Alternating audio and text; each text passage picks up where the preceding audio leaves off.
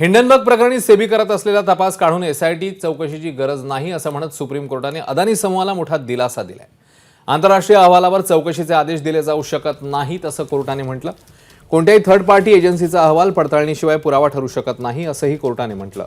Share बाजाराशी संबंधित नियमावली तयार करणं हे सेबीचं काम आहे असं कोर्टाने म्हटलंय। सेबीने 2 महिन्यात चौकशी करत अहवाल द्यावा असेही आदेश कोर्टाने दिले आहेत। सुप्रीम कोर्टाने आपल्या निर्णयात नेमकं काय म्हटलंय आपण पाहूया।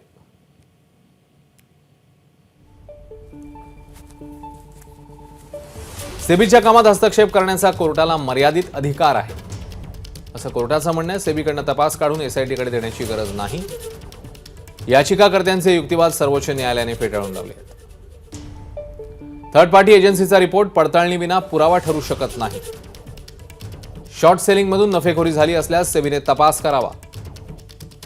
शॉर्ट सेलिंगच्या माध्यमातून नफेखोरी आढळल्यास कारवाई करावी। एकूण 22 पैकी 20 प्रकरणांवर सेबीने तपास केलाय।